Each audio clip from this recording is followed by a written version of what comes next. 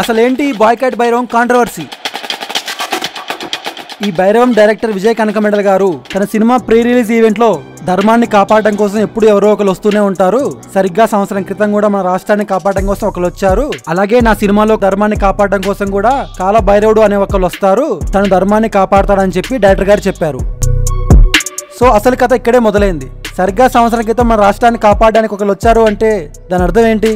ప్రభుత్వం మారింది, పవన్ కళ్యాణ్ గారు మరియు చంద్రబాబు నాయుడు గారు వీళ్ళ ప్రభుత్వమే కదా అధికారంలోకి వచ్చింది, అంటే వీళ్ళే కదా ధర్మాన్ని కాపాడడానికి వచ్చారని డైరెక్టర్ గారి ఉద్దేశం.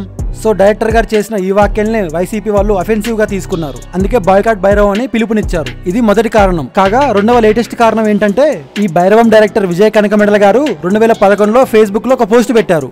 ఆ పోస్ట్ ఏంటంటే ఒక మార్ఫింగ్ ఫోటో. హిందీలో అమితాబ్ బచ్చన్ గారు మరియు అభిషేక్ బచ్చన్ గారు నటించిన పా అనే సినిమాలోని ఒక పోస్టర్ ను ఇక్కడ రామ్ చరణ్ గారికి చిరంజీవి గారికి వాళ్ళ ఫేసెస్ యాడ్ చేసి ఒక మార్ఫ్డ్ ఫోటో క్రియేట్ చేశారు. Written and directed by Allu Aravind అని రాశారు. అక్కడ హిందీలో సినిమా పేరు పా అయితే దాని తెలుగులో ఇక్కడ చాగా మార్చారు.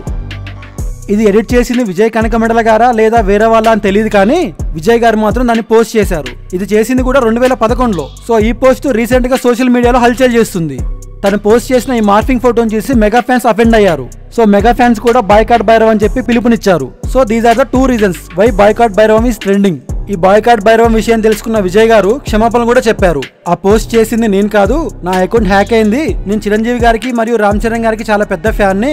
అలాగే పవన్ కళ్యాణ్ గారు నటించిన గబ్బర్ సింగ్ సినిమా కూడా నేను పనిచేశాను. అసలు నేనెందుకు అలా చేస్తానని చెప్పి తన వర్షన్ లో తను చెప్పారు. కానీ మెగా ఫ్యాన్స్ మాత్రం అసలు 2011లో నువ్వెవరో కూడా మాకు తెలియదు, నీ అకౌంట్ హ్యాక్ అయిందంటే మేము ఎలా నమ్ముతాం అని చెప్పి తను చెప్పిన అపాలజీని కూడా యాక్సెప్ట్ చేయట్లేరు. ఇలా ఈ సినిమాకి 2 విధాలుగా ఇబ్బంది జరుగుతుంది.